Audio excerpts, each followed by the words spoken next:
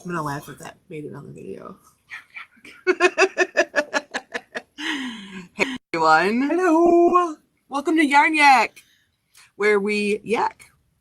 Weird, right?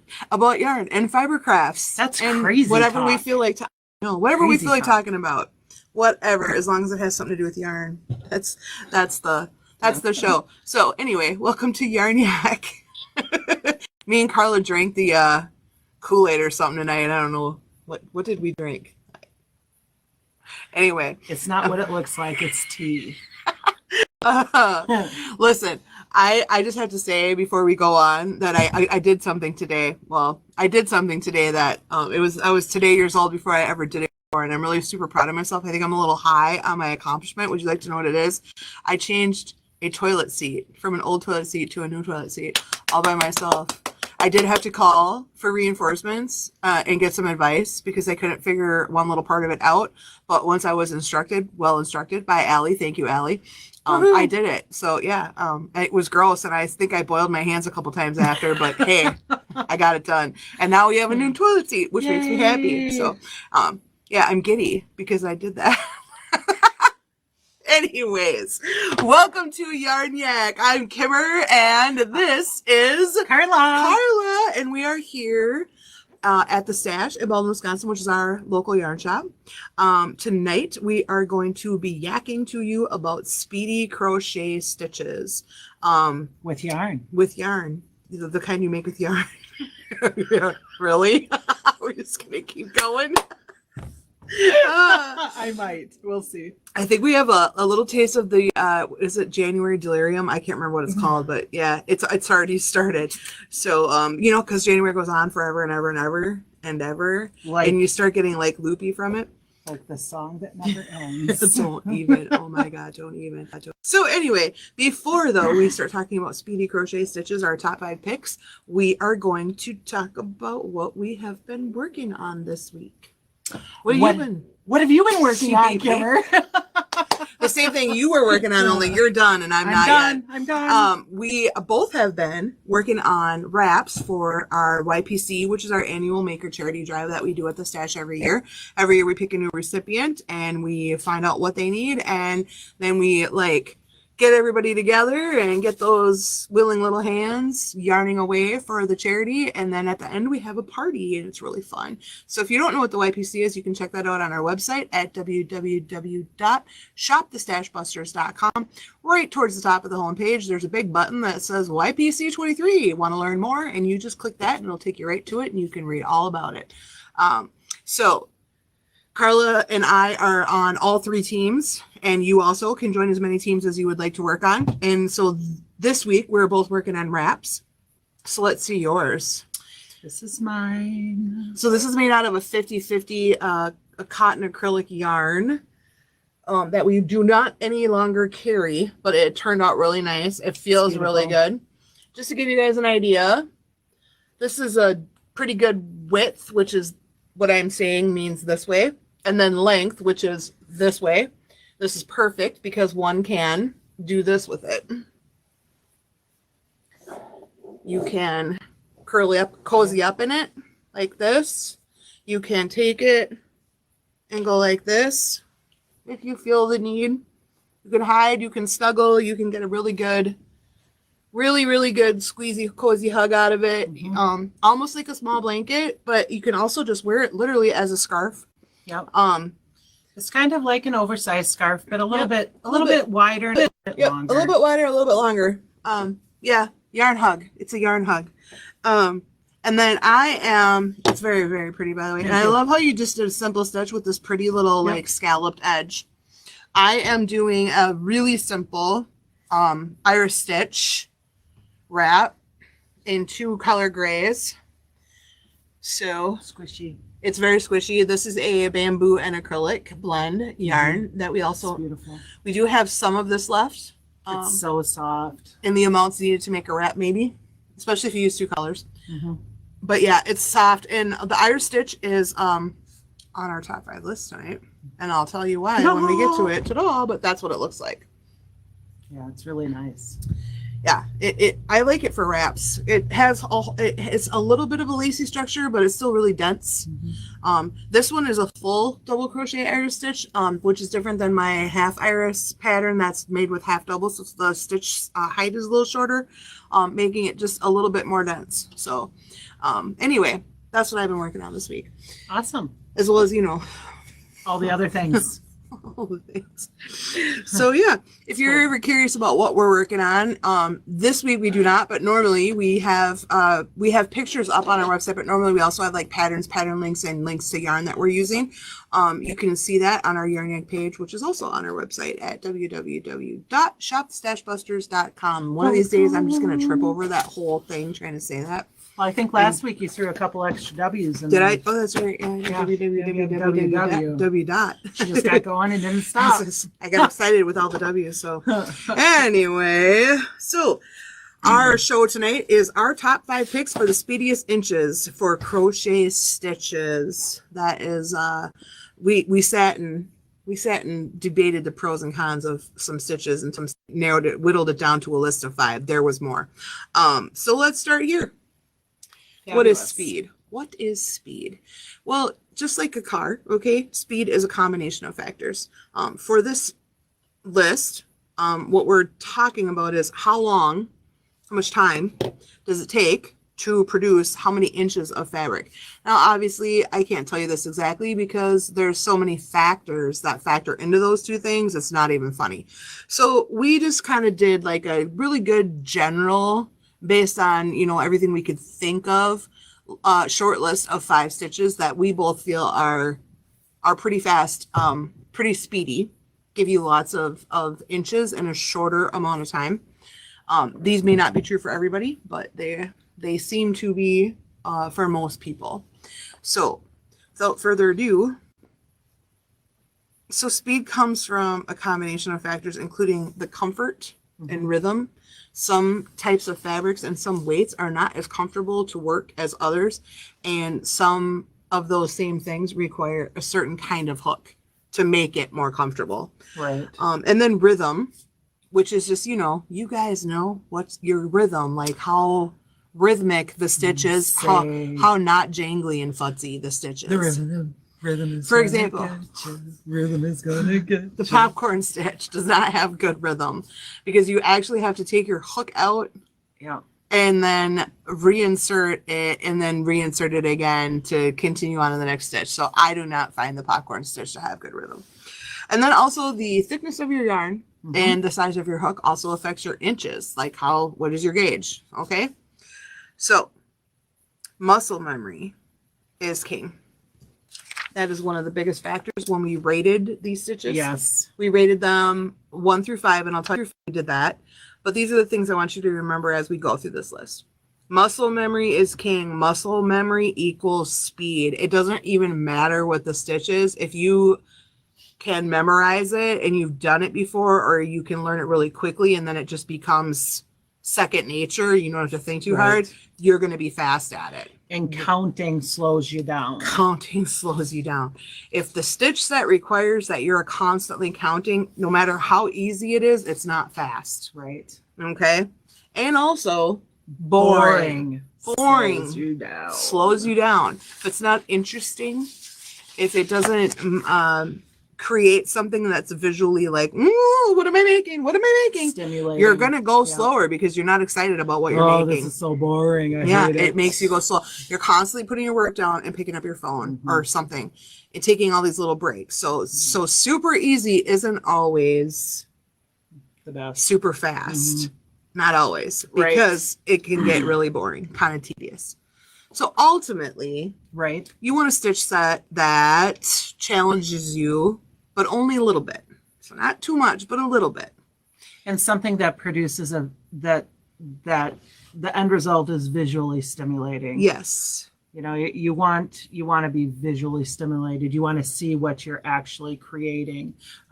It'll keep you interested and keep you motivated to keep going. Yeah, because you're making something, and as you're working it, you're like, oh my God, look what I'm making. This is so cool. I love this. And absolutely. you want to keep going and make more tracks, make more inches so that, you know, you can see this thing that you're making. It's beautiful. If you enjoy it, and you don't find it futzy or really frustrating, you'll be faster at it. That's kind of just like a base fact.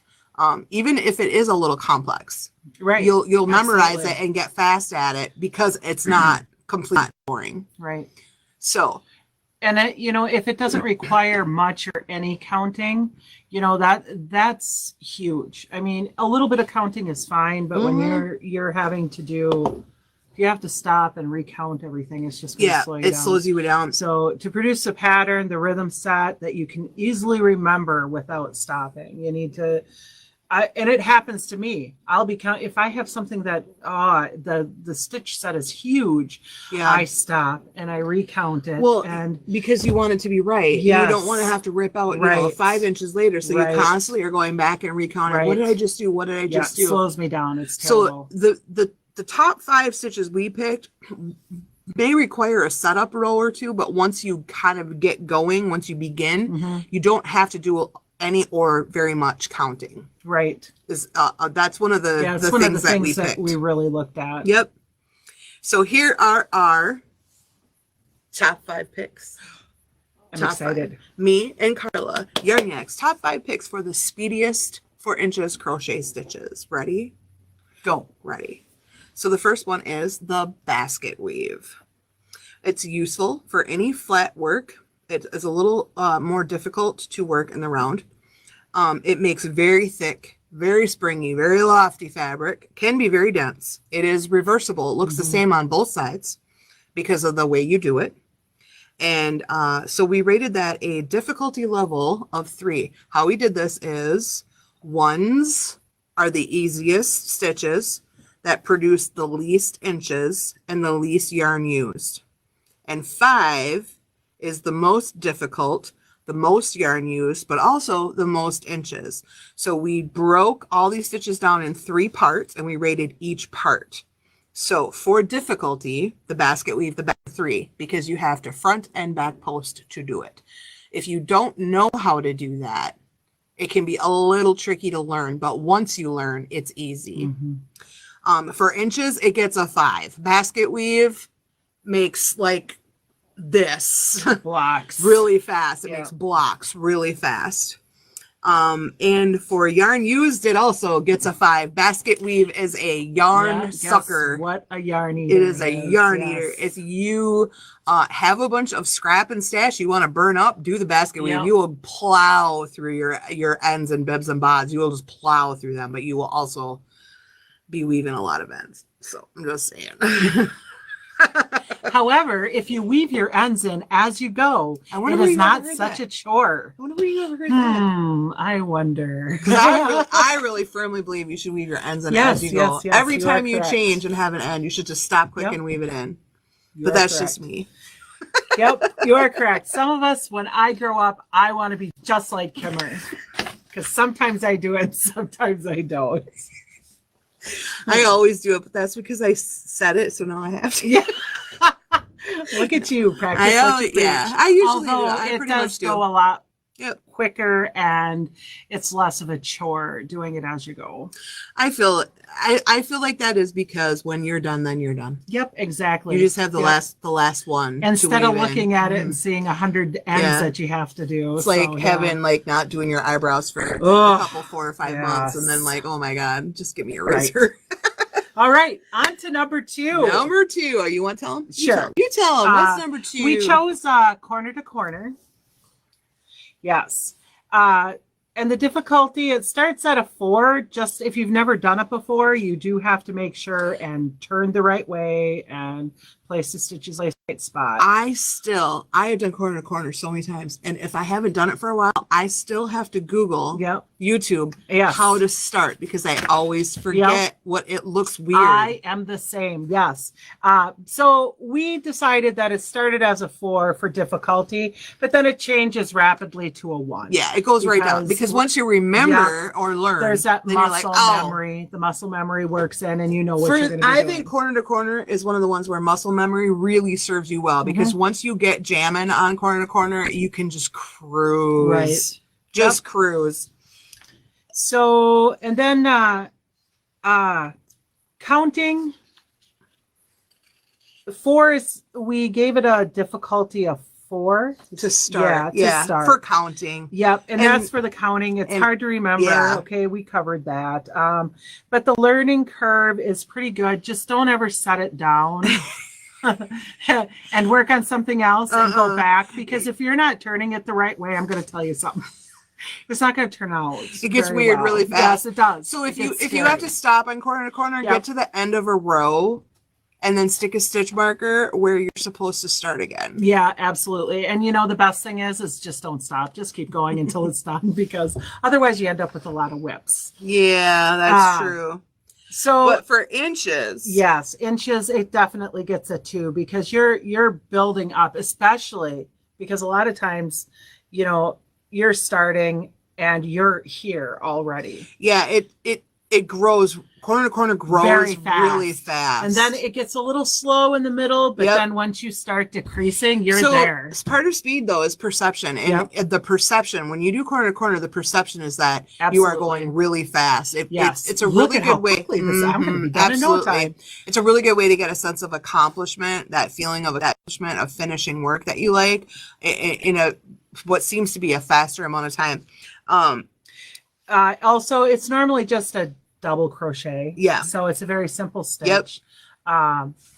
So most people know how to do that. Yeah, you don't have to know how to do anything fancy to do corner to corner once you understand how it's constructed. Exactly. So if you don't know what corner to corner is, definitely Google it. There's lots and lots of video tutorials on how to start and increase and then decrease corner to corner. Yes. Yarn used, it gets a 1. Yeah, because it doesn't use any more yarn than simple double crochet. Yep, just going in a straight line. It doesn't use any more yarn than that, but it seems to go faster than that. Absolutely.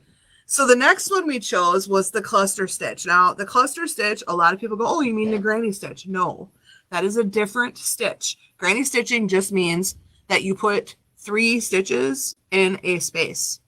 That's all. A cluster stitch is a different thing.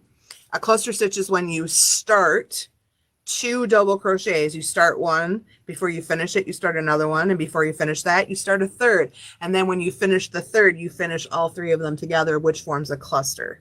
So the 3 stitches are joined. That's the true definition of a cluster stitch. And they're flat. Yes, they are flat. They don't puff or pop out in any way. No. They're very, very orderly and pretty stitches. It's a nice variation on a shell stitch. It's a little less complicated than a shell stitch. Cluster stitching to me is should be the first blanket stitch that you try when you first learn to crochet, because it's the easiest one. I think cluster stitching in rows is much easier than doing a granny square for a beginner.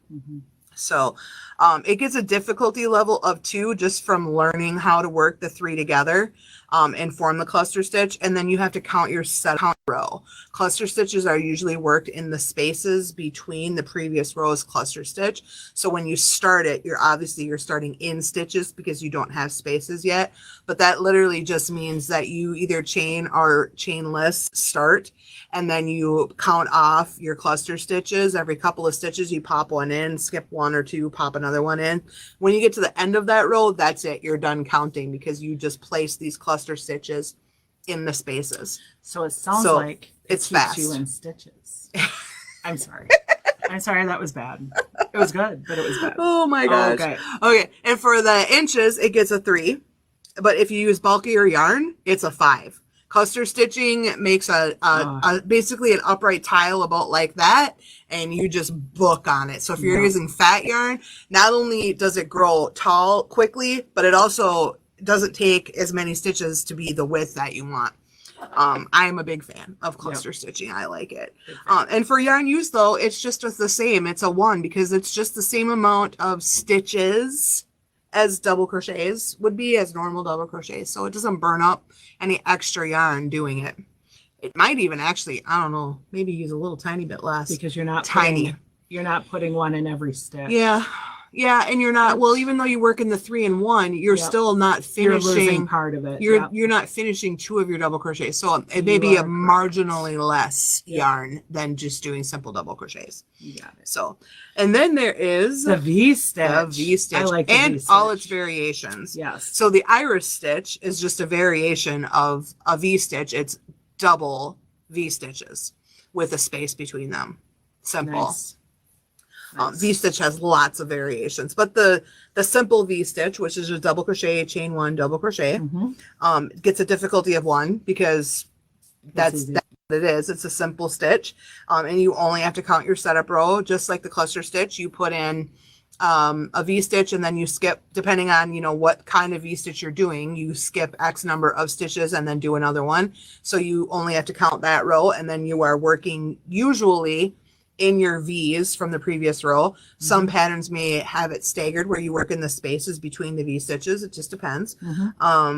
So yeah, there's basically no counting. It's a really easy rhythm to get into. And for inches, it gets a 4. It makes tracks fast. It does. V stitch cruises, probably because you literally do not have to think, but it forms when you do it straight, where you work the V's and the previous row's V's, it forms these pretty little rows that almost look like, I don't know, a border or lattice or something. I don't know. It's probably pretty. more like a lattice. Yeah. It's really pretty, and it's really easy to work. So it's orderly, I guess. It kind of scratches your straight line order itch, you know. Your OCD. Yeah. And for yarn use, it also only gets a 1 because it doesn't use any more yarn than the same types, same amount of double crochets. So V stitch is a great shawl wrap blanket. Super easy stitch. It's super easy because your following rows are just going in those V stitches. It actually might fall into the edge of boring if the piece you're working on is monstrous. Right. I love V stitching in any of its variations for wraps, but for a blanket, I think I kind of get bored. So I use it for blankets, but I always use it for the thicker yarn, the really thick blanket yarn. That it really bulks up really fast and it goes fast. Sure. And you're not getting you're getting a nice decent size and weight blanket, but it's not using as much yarn. Number 1, and number 2, it's not going to weigh 500 pounds. So. See, I like the ones that weigh 500 Well, pounds. there is that. But everybody's different, though. Yeah, I know. I try washing it and try drying it. But the thing is that even if there's spaces in it, it's heavy enough and bulky enough that it's warm. You need those vent holes. Agreed. So. Yep. And our last pick, these were in no particular order. They were just our top 5. Our last pick is the shell stitch. Now, shell stitch is a little bit different. For difficulty, it gets a 3 because you have to count each stitch set. Depending on, there's a couple like general ways to do the shell stitch. There's a couple of methods, I should say. So some shell stitching has you do a setup row for the next row between each row of shell stitches. And if you do it that way, you have to do a fair amount of counting to do the shell stitch. If you work the shells like the cluster or the iris, where you work the shells either in the spaces or in rows so that you have columns of shell stitch, you have to do less counting, much less. You basically just set it up and then go. So it depends on which way you do it. And then for yarn use, it also just gets a 1 because basically you are putting 5 to 7 stitches in one stitch, and then you're skipping 4 spaces or so and then doing it again. So really, if you spread all those stitches out on a line, you're putting in the same amount of stitches as if you just double crocheted in each stitch. But you get a very, very attractive pattern that can be very lacy or dense, depending on, again, which way you do it and what yarn you use and what hook you use. So shell stitch it made our list, but just barely because it can be a bit of futzy counting if you do the setup rows in between the shells. If you don't do it, like I was saying, which is not wrong. It's just there's 2 ways. No, and it's funny because Kimmer's done it the one way and I have done it the other way. So we had a little bit of a discussion on that. She was like, shell, and I'm like, what? Yeah, because I always use the setup stitch between. Yeah. And I never ever And she do never that. has, I yeah. never do that. So I thought it was fast, and she was like, I don't know, there's a lot of counting, and I'm like, really? Yeah. And then we she thought I started was crazy. looking, and we're like, well, look at that. There's Yeah. more than one way to do the shell Yeah. stitch. Exactly. So just goes to show you can never know everything. Right. Can't ever know everything. You Right. learn something new Every time. day. Yes. On our yarn journey, we learn something new every time. Absolutely. So how do you feel about our list? Do you agree or disagree with our picks? What stitches do you find super fast? Or stitch sets? Tell us in the comments. We want to know. I always like to find out what other people like to do. I have recently been seeing people doing some really simple sounding double crochet, single crochet, half double crochet combo that makes tracks really fast too. I don't know what it's called or if it's even called something precisely, but it looks fun. I think I have seen that before. It looks familiar, but I've not done it, at least not anytime lately that I can remember. So I might try that on my next wrap. So yeah, that was our list of top 5 super speedy crochet stitches that make inches fast. Awesome. And yeah, hope you enjoyed that. I have a deserted island question. Okay. And it's the same question for both of us. Okay. And it's really easy. Okay. And kind of comical. Okay. Maybe. So if you could only have one stitch from this list that we just did, and you had to use that one stitch for the first 5 years that you're stranded on a deserted island, yep, which one would it be? Is the deserted island warm?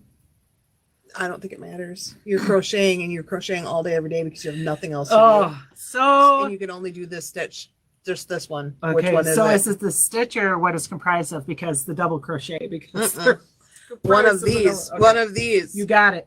Okay, so I am going to say... Don't pick mine. You're funny. I am going to say... let's go with the V-stitch. V-stitch, really? Yeah, you don't think you get bored? Get bored with any of them for 5 years. I was gonna say the iris stitch, which is a variation of the V stitch. That is not on there. It's a variation of the. I say the double V crochet stitch or variations like iris. The double crochet is not on this list. It's a variation of. No, it's not, because you need 2 of the chain to make it work, and then it's the V stitch. Nice try though. Yeah, but so I guess we both pick. Okay, fine. I'll pick a different one. No, okay, you don't have to. I will. Happy? I would say shell. You would shell? Sure, why not? Because it would give you just something a little bit interesting. Yeah. Something that would tickle your brain. Just not really, because I'd be looking at shells on the beach and I'd be like, oh, let's make a shell. Let's make that shell. Ooh, let's make this let's shell. Make that let's one. Make that shell. Oh, I could make a shell. Oh, I could use this for my shelter shell. In your clothing shells. Yes. Yes. Exactly. All right. Go with shell. So, did you have a WTF moment when we were doing the show? I did. My WTF moment was that there's more than one way to do this shell stitch. Right? Truly, I was stupefied by that. I was like, wait, you do what? She's like arguing me, and she's like, no, it's not. What? What are you doing? What are you talking about? No. Oh. Yeah, I'm not crazy. Maybe a little bit. No, you were right. No, but I was right too. We were both right. Yeah, we were both right, it turns out. And actually, it would be quicker to do it Kimmer's way, because that setup row in between them, you do have to do some counting, because you got to make sure that when you do your single crochet, it's in the middle of that shell stitch. So I like doing shells staggered, where I work the next row of shells in the space. There's not really a space, but in that gap between the previous row of shells. And then but you do have to be careful when you do that, not to use too thick of yarn, because if your yarn is really bulky when you do that, it'll push the shell up together. Yeah, and then it won't be as nice. I should say that I have usually, when I do that, I've only done that with like a 2 or 3 weight yarn, not a big fat yarn. So. Well, anyway, we hope you found tonight's episode of Yarn Yak helpful and informative, or at least funny and interesting, or at least you were eating some popcorn and laughing at us. Any of those are fine. All the above. You can, all the above. You can ask us questions anytime by emailing us at ASKYARNYAK.com. I'm sorry, ASKYARNYAK@gmail.com. Your question could be an episode of Yarn Yak. We love your questions. They keep us up at night. So send them, send them, send them. Also, be sure to visit our website at www.shopthestashbusters.com. Subscribe to us on YouTube, and don't forget to ring the bell so that you know when we upload. If you like content like this, you can check out our page at Buy Me a Coffee. The address is in the description. We really appreciate anyone supporting us.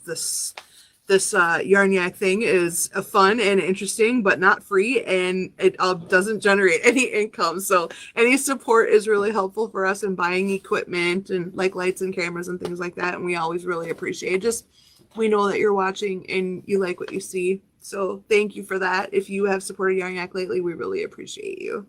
Tune in next week for episode either 16 or 17. We actually lost count just before the show tonight. We were trying to figure out which episode this is. So speaking of counting, next week's episode is blankets and afghans, our favorite styles, and some patterns we're gonna put up for you guys for making this yarn staple project, both knit and crochet.